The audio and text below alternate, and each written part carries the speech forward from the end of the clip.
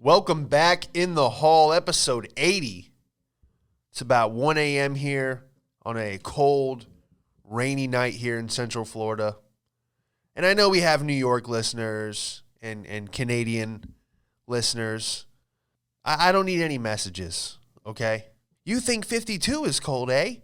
You should come up here. Oh, I believe you. I know it's cold up there. That's why I'm down here. You see how that works? I've experienced snow. It's great on Christmas morning, but I don't want to blow hot air on my fingers so I don't have to have them surgically removed if I'm outside for more than 5 minutes. Okay? If it is less than 75, I am cold. I might be part lizard. You know, I need to have that heat lamp above my head constantly. Otherwise, I don't know what does happen if you don't have the the light bulb on your lizard 24/7. I knew a lot of people with lizards and bearded dragons. They got like all kinds of names for them. I don't know, you just buy them in the store. You probably order it online from some black market redneck. Dude, if you actually Google, type in arrest was made for illegal wildlife transaction. Dude, there's people slinging turtles, bro. Just all kinds of stuff. Tarantulas. Yeah, I knew a few people with snakes. I don't know. They're fun friends for a while, but eventually you got to just be like, hey, you're going down a different path. Let's just say that. Kid on a bike tried to sell me Pokemon cards today. Wouldn't leave me alone. It was very weird.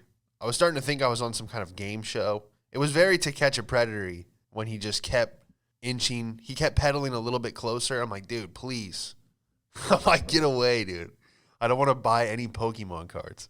So I'm loading the trunk of my car, and this kid just, hey, mister, you want to buy I forget what he said, like a Blastoise or some, but then he said another Pokemon. He was like a Charmander, and I'm like, oh, he's talking about Pokemon. I know what he's talking about now. That's Charmander rings a bell. That was definitely in my binder back in the late 90s, early 2000s. You know, we're joking about NFTs last week. I still wish I had a lot of those Pokemon cards. You see what was it? Holographic Charizard sells for $300,000. You're like, oh my God. I had one of those in a dresser drawer. What happened to it? Fuck me, dude. I had a Porsche in the sock drawer. I probably gave it. Dude, my mom gave away so much stuff at this yard sale one time. Like all the stuff that you Google now and you're like, oh my God, it's worth thousands. But what are you going to be, that guy? You're going to hoard shit. This one's still in the box. People have like Buzz Lightyears on their shelf. Like, how many Buzz Lightyears do you need before you realize there's never going to be a female in your house? Had the absolute worst Italian food of all time this week. If I said the name of the place, you know, especially you guys in New York, if I told Gary the name of the restaurant, he'd probably fly to Florida and shoot me in the head. It was called the Saucy Meatball. And right then, I should have been like, you know what? This ain't going to be authentic Italian. But nope. 5-star review. This is what you get for listening to people on Yelp. Best Italian I've had in a long time. Best Italian ever. Great place for the whole family. And then I'm like, all right, well, I'm in freaking camo country. What do these people know about Italian food? You know, if you're in like a city like Tampa or Orlando, you know, there's a few Italians that had warrants that escaped. Now they make pizza here for cash and dodge the IRS. But none of them were here at the Saucy Tomato or whatever, Saucy Meatball. God, I feel like an idiot for eating there.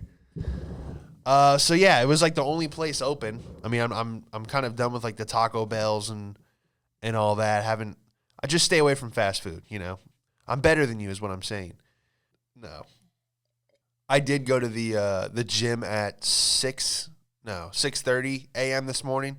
And as I was leaving, I was looking at all the cars in the parking lot of my apartment complex, and I was like fucking David Goggins. I'm like, oh, we got a bunch of weak ones here. Look at all these parked cars. Yeah, it was like one of those memes. Goes to gym once. I'm just sitting there yelling at empty cars. Oh, y'all don't wanna grind, huh? Meanwhile, it's like the first time I've gotten out of bed before 7. I do have to be up in like 5 hours though. So yeah, just knocking this out at 1 a.m. Yeah, the Saucy Meatball, man. Do not recommend it. We walk in. It It almost looked like they just took over a sushi restaurant, didn't even bother to put up like an Italian flag or a black and white photo of a mugshot of John Gotti or whatever the hell they do in cheap Italian places. So we walk in. It's like a pizza oven in the front. And then you walk down this little hallway, and it opens up into like this, it's very shitty. Everyone's crammed in. And they go, well, we're full. There's a 30-minute wait. And I go, well, that's a good sign. Now we're talking. I can get past the name, the horrific name, if it's if there's pasta that backs it up. And they go, well, we have a private room if you want to just sit in there. And I'm like, private room? Oh, even better. Because I'm thinking of because I was thinking of this place, Jones, where they had a private room out in Hollywood, and it was maybe 4 tables, and you go to the bar and order, and they bring it to you, and it was just like it was a lounge, and you could just fuck around in there, and no one bothered you. You could be as loud as you wanted. Spent many nights there. So I'm thinking, oh, this is going to be great. But, dude, it was like the room at Chuck E. Cheese or one of those laser tag facilities where they throw birthday parties. Like, none of the chairs matched. There was, folding tables. We were right by the bathroom that everybody kept coming in and using. So it's not a private room if everyone's taking a shit 6 feet away from you. What a nightmare. So, yeah, Chip orders he gets the 3 meatballs. So I'm like, all right, this is how you test if the place is good. Italian place, usually most good restaurants. Is the bread good? That'll tell you right there. If they got good bread, they probably got good everything else. So garlic knots, they weren't terrible. Okay, but the meatballs, I don't know what that was, man. They just rolled up 3 cheeseburgers off the dollar menu. And it just, dude, I took a bite of them, and I'm like, this is those frozen Bubba burgers? They're good, but I mean, dude, it's horrible for a meatball. You're just basically eating cheeseburger balls is what it was. And usually it's like a blend, right? Pork and whatever else. It's Mama's recipe. And, dude, then the manager comes over. We're at an Italian restaurant. The manager comes over and goes, everything turned out okay over here? And he's wearing a visor. This is the manager at this Italian restaurant. He goes, y'all enjoying everything over here? I was like, oh my God, that accent. He's so Italian, I almost didn't even understand him.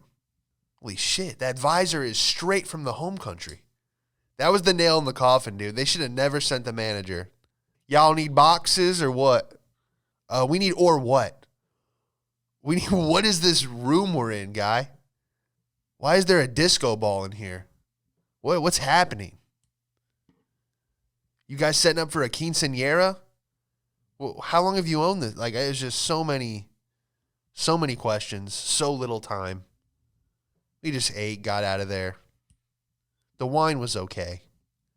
Maybe it was bad too, but it covered up the taste of the McChicken meatball or whatever the hell it was.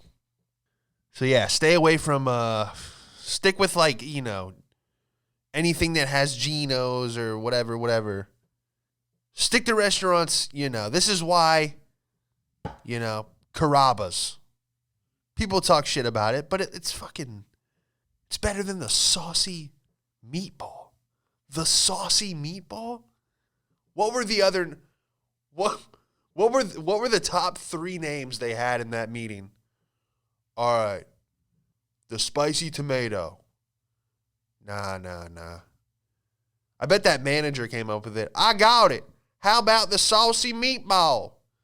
They're like, you know what, Cletus? Brilliant. We're going to get it on every menu right away. Oh, the menu. It was red. It was just I can't explain it. The front half of the menu was like a late night, dive bar, laminated piece of shit taco margarita menu. And then the back half was trying to be classy, but they failed. Just a heads up, if you're ever in the Fort Myers area, stay away. Had a lot of good food too down there. Don't get me wrong. Had plenty of good seafood places, but in that side of town, that was the only thing open. And my God, never again. Last night I was downtown Orlando doing a spot down there, trying to work out some new material. And it was dead over there. My God, there was one table up front. I should have just roasted them the whole time. It's my fault for trying to do new material. You know, it's one of those rooms where it's like you're just kind of wasting your time. It's good to be up on stage, but it's like if you're going to try to see like, oh, does this joke work? Like no one's going to give you anything. You might as well just talk shit about the room.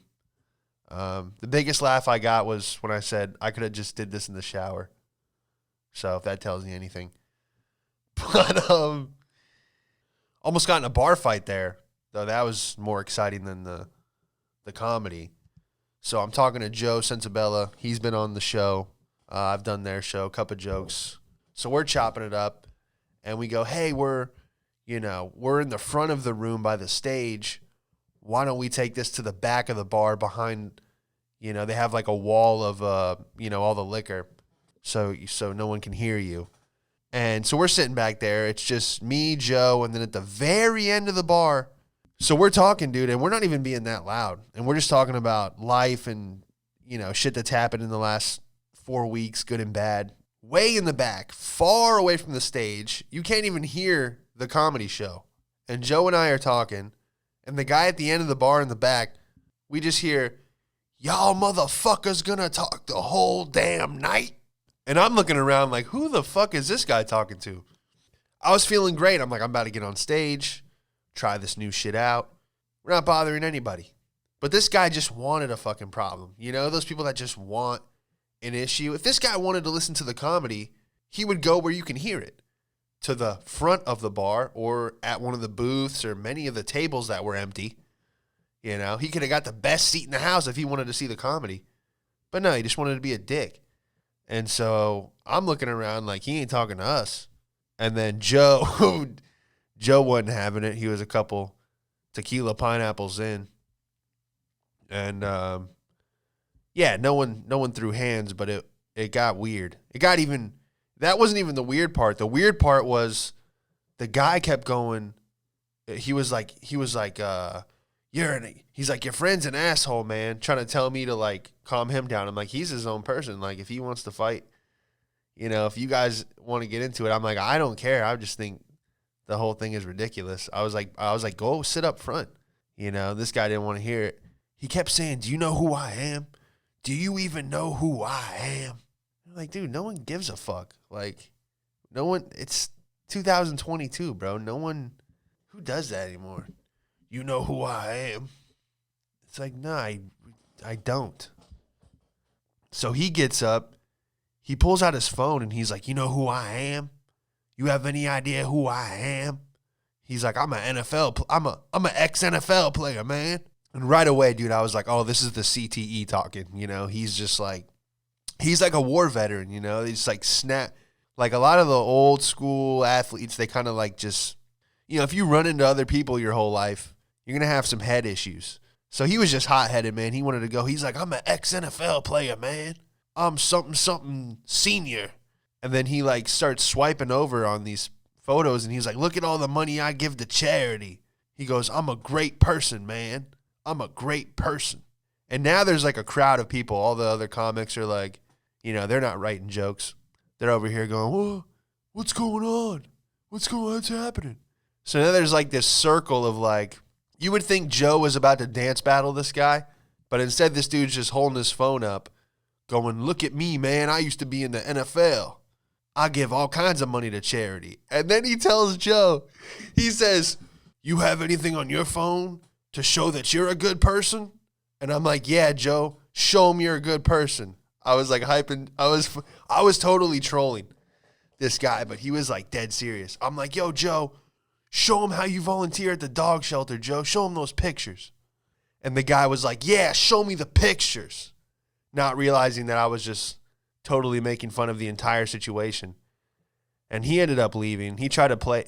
It was just weird, man. People were like, you just never know who, if you're an ex-NFL player, right, and you're at the end of a bar alone, acting like you're listening to a comedy show, which if I can't hear it, I know your old ass can't hear it. So Wild night, man. But yeah, it was cool. And that was my week. We got 2 topics here, and then we'll wrap up episode 80. We got a Eminem controversy, not the rapper, the candy, and a cruise ship diverted because they had warrants and parked somewhere else, which is hilarious.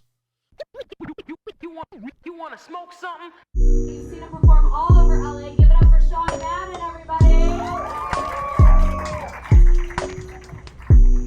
What have we got here? A fucking comedian. This joke's not gonna go well. You gotta let it fly. So the marketing advertising team at M&M's is making the M&M characters more inclusive by having the green M&M go from white boots to, I guess, white Nikes. I don't see the issue here. Why is this news? What do you mean making them more inclusive? Why does a candy have arms and legs? Why does it need to be a character? Why does a candy-coated piece of chocolate have to have eyes, gloves, and sneakers? And why does anybody give a shit what they're wearing on their feet? I mean, this is crazy. Just do what you've been doing for the last 60 years. Put the poison chocolate in a plastic bag so Americans can tear it open, pour them down their throats for a dopamine rush, and then throw the plastic bag right at a sea turtle. Because this is America. We truly don't give a shit. At the end of the day, all we care about, does it taste good? Does it dry fast? Does it look good? That's all that matters to us. We don't care if the company's racist, homophobic, what its politics are. Papa John's was saying the N-word. People were still shoving that pizza in their face. Chanel used to make clothes for Hitler. The Nazis look pretty damn good, thanks to Chanel, Louis Vuitton. Okay, people are still buying that, you know. Porsche, Audi, Volkswagen did horrible things. But you know what? My Jetta gets good gas mileage, so I will drive to Chick-fil-A and get a homophobic sandwich. Because at the end of the day, if it tastes good, drives good, looks good, we don't give a shit. I love seeing an activist with like a Chanel bag. We got to stop the fucking... It's like, you know, Chanel made boots for the soldiers. It's like, someone did. I don't know. Don't quote me on it. But yeah, I mean, I forgot Audi's involvement. I think they had some slave labor camp. But it wasn't good. Hell, your iPhone is made by Chinese slave labor. And that doesn't bother anybody. People are doing TikTok dances on slave labor devices. No one cares. No one gives a shit. People act like they do. People will tell you. They'll be like, hey, I'm an activist in my Nike Air Maxes that were sewn by a 3-year-old. I'm a good person, you know? It's all fake.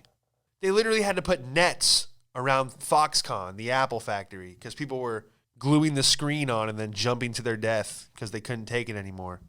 Getting paid 20 cents an hour to do the same thing over and over and over again. And you know what people say to that? How's the new camera on it?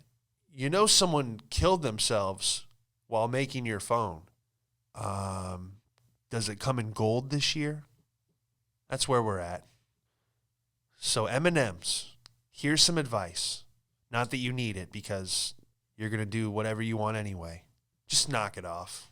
That's all I'm asking. All these corporations that have been making money hand over fist, now they're coming out of the woodwork like, oh, we're doing our part over at M&M's. It's like, just stop. Put the chocolate in the bag and shut the fuck up. That's what I would say. It's if I was the CEO. I'd be like, oh, I think we're going to change the boots on I go, it's candy. It's fucking candy. I don't give a shit what you do. What are the margins? Are we keeping up with inflation? I don't give a shit that you switched from cowboy boots to Air Force Ones. That's all I got to say on that. And we got the last thing here. Cruise ship heads to Bahamas after U.S. issues arrest warrant. A cruise ship was supposed to dock in Miami, but sailed to the Bahamas instead after a U.S. judge granted an order to seize the vessel as part of a lawsuit over unpaid fuel. Cruise trackers show the Crystal Symphony is currently docked in the Bahamas. We all feel like we were abducted by luxurious pirates, passenger Stephen Hurd Fowles posted on Facebook. Oh my God. It was like we were abducted by pirates, but they still had crab legs, so it wasn't that bad. Oh, I wish they had a photo of this guy. Yeah, so apparently this cruise ship was supposed to go to Miami, but they have $1.2 million in unpaid fuel. Oh, it's now $4.6 million in fuel. I don't know how the fuel contracts work, but apparently they haven't been paying. So they were like, hey, if you dock in Miami, we're going to seize the cruise and you're going to be arrested. And so the captain, dude, what was the reaction for these people? Hey, this is your captain speaking. Just want to hope everybody's enjoying their time on the cruise. We are no longer going to Miami because, I'll be honest, we got warrants on this bitch. So we're going to be going to the Bahamas. Holy shit. And they interviewed one drunk. We felt like we were abducted by luxurious pirates. Oh my God. How hammered was this guy when they interviewed him? What was it like completely diverting your entire trip and having to stay extra on a cruise? It was like we were abducted by luxurious pirates. You know, ones that have deodorant. Oh my God. This is your captain speaking. We are avoiding law enforcement. Passengers and entertainers said on social media they were surprised to find out about the legal case. One guest posted a letter on Facebook from Crystal Cruise Management that said the change in itinerary was due to a non-technical operational issue. What the heck is that? Yeah, no, nothing's wrong with the boat. We just have warrants. So we're going to go to the Bahamas to avoid U.S. waters and the Coast Guard, and then we'll send you guys on a ferry tomorrow. So thank you for cruising with us. It's like we're like luxurious pirates. Too funny, man. 848 people just whoop rerouting. If it was a plane, it would have gotten shot down. Yeah, but that's pretty much it, guys. I'm gonna have this uploaded. You're probably listening to this Wednesday night, maybe early Thursday. Yeah, I'm gonna drive back down south tomorrow. Well, in about 4 hours, and then yeah, I'll talk to you guys next week. Thanks for listening. Episode 80. Like, share, leave a review. Shout out to Trill Trees. Get it at 2000 Cotner Ave. Tell them Sean sent you. Get 10% off. And yeah, I got all the links in the description, the bio, whatever you want to call it. Just scroll down. I got full videos on YouTube, putting out a lot of sketches on Instagram, Facebook, TikTok. You want to smoke something? You've seen him perform all over LA. Give it up for Sean Madden, everybody. What have we got here? A fucking comedian. This joke's not gonna go well.